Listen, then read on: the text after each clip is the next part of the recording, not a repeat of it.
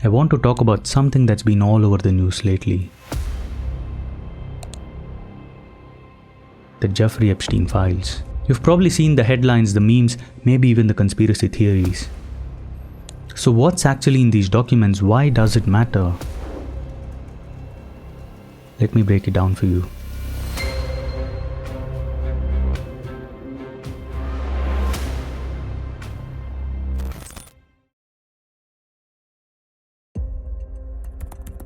Jeffrey Epstein was a financier, basically a guy who managed money for billionaires.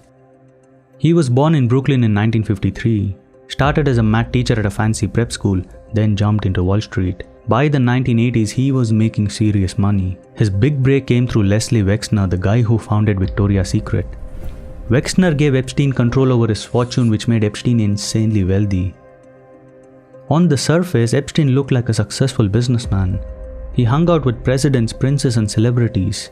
Photos show him with Bill Clinton, Donald Trump, Prince Andrew, and even Hollywood stars. He donated millions to universities like Harvard. Everyone thought he was just another rich philanthropist. But behind all the money and fame, something horrific was happening. In 2005, a 14-year-old girl in Palm Beach came forward. She said Epstein paid her to give him massage that turned sexual. Police investigated and found dozens more victims, some as young as 14. These girls said Epstein paid them for massages that became sexual abuse. And even worse, they were pressured to recruit other girls from their schools. By 2006, the FBI joined the case. They had evidence of what they called a sexual pyramid scheme targeting minors. Epstein's abuse wasn't random at all, it was pretty systematic. Here's where things get really messed up. Epstein had expensive lawyers who fought for him. In 2008, he struck a secret deal with the federal prosecutors. Instead of facing serious sex trafficking charges, he pleaded guilty to 2 minor state charges. His sentence was only 13 months in a country jail. And get this, he was also allowed on work release for up to 12 hours a day, 6 days a week. Basically, he could leave jail during the day. This deal was made in complete secrecy. Epstein's victims weren't even told about it, which violated their legal rights. The FBI's investigation was shut down. Internal emails later showed that prosecutors literally tried to hide the deal from the public to avoid criticism. For over a decade after 2008, despite all the accusations, he simply lived his life of luxury, basically untouched by the law. Epstein's freedom ended in July 2019. Investigative journalism, especially the Miami Herald expose, brought new attention to his crimes. The FBI raided his Manhattan mansion and arrested him on federal sex trafficking charges. This time, the charges were serious. He faced up to 45 years in prison for abusing dozens of girls between 2002 and 2005. He was denied bail because he was a flight risk. He literally had a private jet and homes in other countries.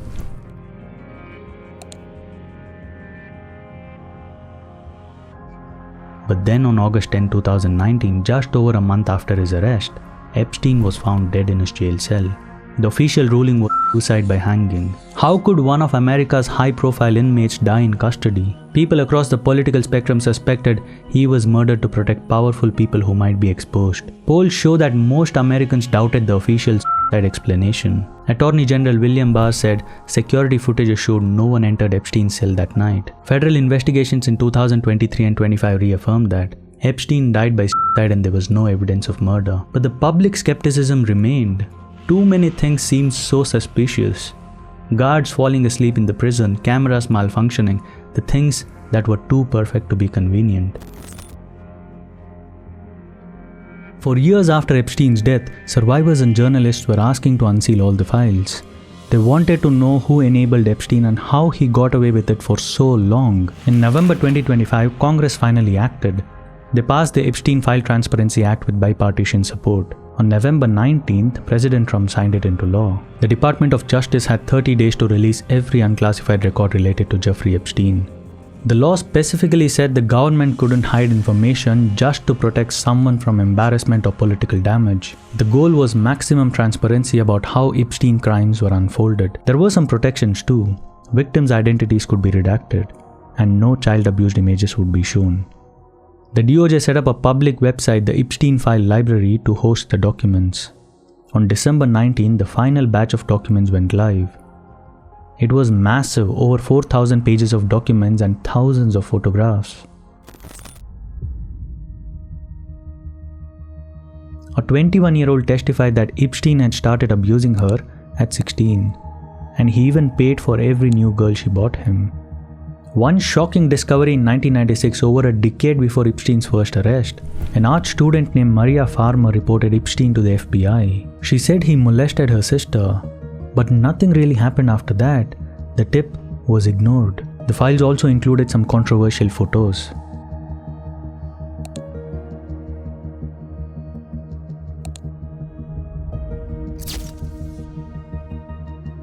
There's also flight records from his private jet, internal prosecutor emails, handwritten address books. It's an unprecedented look at Epstein's network. And this is not it. Much of the files are still hidden. Over 500 pages are completely blacked out. At least 15 to 16 files mysteriously disappeared from the DOJ website the day after they were posted. One removed image included Donald Trump in a photo. DOJ later restored it after review, saying it was pulled out of caution about whether any victims appeared in the image. Democrats on the House Oversight Committee questioned why Trump's photo was pulled. What else is being covered up? DOJ officials say they are only redacting what the law requires. Victim privacy, anything revealing child abuse imagery. But the heavy redactions in these key documents mean many answers about this case is still hidden. These files are important because they show the faces of his friends, the voices of victims that were silenced, and the paper trail of investigation that got derailed. Society can still demand answers and accountability for those who allowed a predator to thrive. So what do you think? Is this real transparency or just another cover-up? I make these videos because I think we all deserve to know what is happening in the world. If you found this breakdown helpful, please subscribe and join the community. I'll keep digging into topics that matter, whether it's our history, biographies, investigations, or whatever is next. Drop a comment, share your thoughts, and let's keep this conversation going. Until the next video, take care.